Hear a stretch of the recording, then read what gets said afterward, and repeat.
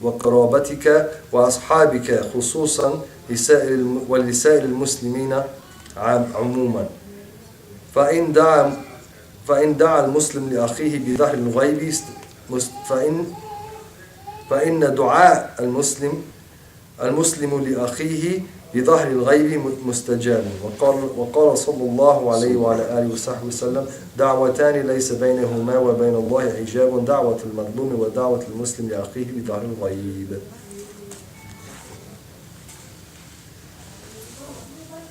He says, right at the bottom of the last line on page 102, make frequent supplications and ask for forgiveness for yourself, your parents, your relatives, your friends, and all the other Muslims. For the prayer of a Muslim for his brother or sister in his or her absence is answered, is accepted. The Prophet ﷺ has said, some prayers have no veils between them and God. The prayer of the wronged, or the one who's oppressed, and that of a Muslim for his brother or her or sister, as the case might be, in his or her absence. The hadith continues actually. So I'll just continue in Arabic, it's the same point. وقال عليه الصلاة والسلام إذا دعا المسلم لأخيه بظهر الغيب قال الملك آمين ولك بمثله. وقال ميمون ابن مهران رحمه الله تعالى من استغفر لوالديه بعد كل مكتوبة فقد قام بالشكر لهما الذي أمره به الله تعالى في قوله أن يشكروا لي ولوالديك. He says, and when a Muslim prays for his brother in his absence, the angel says, Ameen, and for you the same. Maymun ibn Mahran, may God have, Allah have mercy on him, said, anyone who asks forgiveness for his parents after each obligatory prayer has thanked them as he was ordered to do in his saying, exalted is he, thank me and your two parents. Alright, so that's another thing we should be concerning ourselves with. Rather than he said, she wore, she didn't wear, she could have worn, she would have worn, she wore but what I wore was better, or I wore what she wore, and whatever the case might be last time. Okay, other than all that talk, dhikr and dua. Dhikr and dua, that's the best thing that you can do for somebody.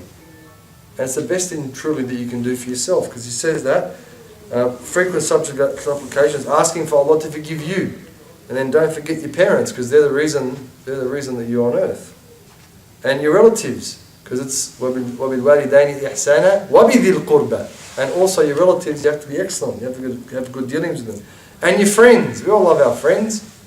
Use your Facebook friends list wisely. Scroll through and make dua for each person according to their circumstance.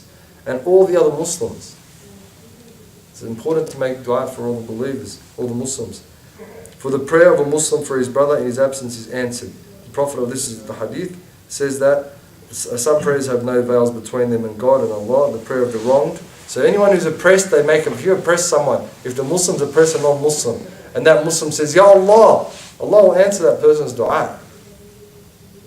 So it's another reason why we never oppress anyone. And that of a Muslim for his brother in his absence. And when someone when you make a prayer for someone, Ya Allah, give them guidance, Ya Allah, make their life easy, Ya Allah, alleviate the difficulties, Ya Allah, give them shifa if they're sick, Ya Allah, make their rizq easy. And Allah sends an angel to sit next to you and say, Ameen, and also for you, also for that person, also for the person making. So it's a secret way the Sahaba and the righteous people, they used to use it to make sure that the dua was accepted, by making dua for others. And he says, Maymun ibn Mahran, he says that anyone who asks forgiveness for his parents after each obligatory prayer has thanked them as he was ordered to do in the same. And Allah subhanahu wa ta'ala says, thank me and your two parents. So after each obligatory prayer, each fard prayer, the 5 prayers of the daily prayers, ask Allah subhanahu wa ta'ala to forgive your parents. That way you would have fulfilled the trust, you would have fulfilled the order of Allah subhanahu wa ta'ala. He says, washkur, it's an order to do so. And then the last part, وورد أن من استغفر للمؤمنين والمؤمنات في كل يوم 27 مرة كان من الذين يستجاب دعاؤهم وبهم يرزق العباد وينطرون وهذا وصف الأولياء. Says, it has been related that one who asks forgiveness 27 times a day for the believing men and the believing women will be among those whose prayers are answered and through whom people are given provision and rain. And these are the attributes of the saints. Right? We've heard Habib Kadhim has told us how many times if we do that. Astaghfirullah lil mu'minina wal mu'minat. Yeah, we talked about this before, or maybe we have, but maybe we were here in body and that's just about it. Okay? Astaghfirullah lil mu'minina wal mu'minat. Once in the morning and once in the evening. So once sometime after midnight up until noon, that's the morning, and then one time from noon up until midnight, that's the evening. Astaghfirullah lil mu'minina wal mu'minat. Astaghfirullah. It takes about 40 seconds. 40 seconds. But if you do it and you're focusing, it's a lot better. 27 times. Allah will make you of the people whose dua is accepted. Wouldn't anyone want that? Ask anything from Allah and Allah will give it to you. That's one thing. And that person will become a cause for people to get sustenance and rain. What does that mean that person is? Exactly, the rahmah. The rahmah of Allah, the manifestation of the rahmah of Allah. And it means that's the sifat al-awliya. That's the quality of the pious people. Because they're doing Allah's work.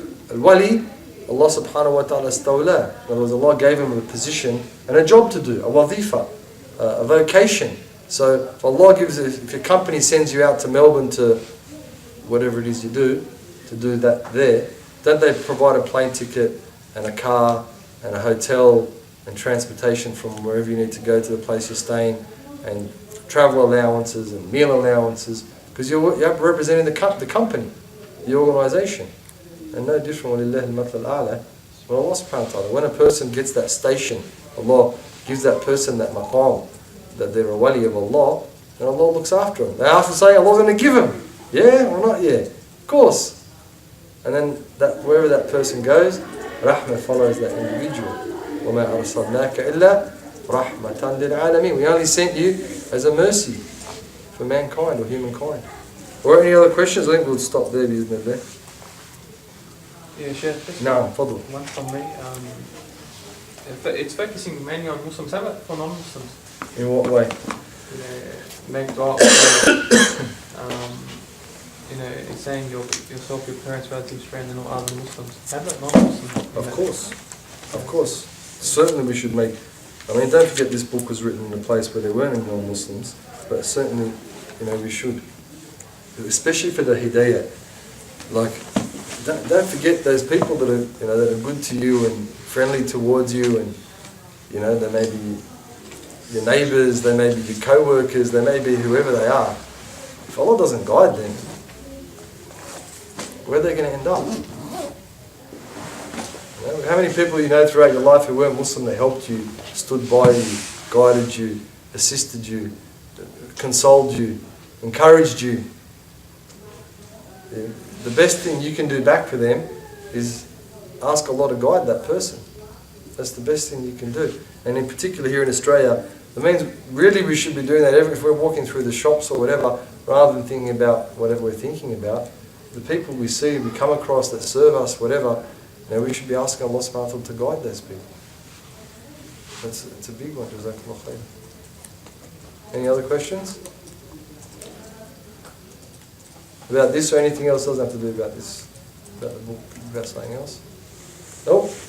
Alhamdulillah Rabbil Alameen. Wassalatu wassalamu ala khayril anam wa ala alihi wa sahbihi sallam. Ya Rahman Rahim. Alhamdulillah rahmatil wasi'a yasir lana al-hayata ba'da ma tatabbat aqdamuna ala as-sirat al-mustaqim. Ya Arhamar Rahimin. أسألك خير ما سألك عنه نبيك محمد صلى الله عليه وآله وسلم ونستعاذ منك من شر ما استعاذه منك سيدنا محمد صلى الله عليه وآله وسلم. أسألك يا رحمن الراحمين أن ترفعنا يا أكرم الأكرمين وأن تكرمنا وأن تغفر لنا وأن ترحمنا يا رحمن الراحمين. ظلمنا أنفسنا ظلما كثيرا فإن لم تغفر لنا وترحمنا لنكونن من الخاسرين. سبحانك إن كنا من الظالمين سبحانك إن كنا من الظالمين سبحانك إن كنا من الظالمين يا أرحم الراحمين. Ya Allah, we ask to forgive us and forgive our sins. We ask you to elevate our status in this life to the next. Ya Allah, we're full of sins and we constantly make mistakes, Ya Allah, knowingly and unknowingly, Ya Allah. And at times our egos overpower us and the evil around us overpowers us, Ya Allah. And sometimes we feel like we're out of control, we don't know how to get back into control. We ask you, Ya Arhamar Rahimin, to keep us under control, under your guise, Ya Arhamar Rahimin. We ask you to forgive us for all the misgivings and misguidings and even the purposeful sins that we've been doing for a long time, Ya Allah. We repent to you, we ask you to forgive our sins, Ya Allah, forgive all the bad deeds that we have. We ask to change our character, Ya Allah, from that vile one, character into that munawwar and enlightened character, Ya Akram al-Akrameen, so that we firstly can get your pleasure, Ya Arhamar Rahimin, and we can be the true followers of the Prophet Muhammad sallallahu alayhi wa sallam, and then we can spread that light throughout the world, Ya Allah. Ya Allah, we ask you to accept us and forgive us, Ya Arhamar Rahimin, and to benefit from the knowledge which we've got, Ya Allah, which we've taken today, in Allah Azza wa Jal. And Ya Allah, we ask you to bless the people who have assisted us to hold this class in this place, Ya Arhamar Rahimin. We ask you to forgive us and forgive our parents and forgive our friends, Ya Allah, and our relatives. Forgive the Muslims, Ya Allah, and to guide the non-Muslims. بخير ولطف وعافية ولا حضرة النبي في السر الفاتحة.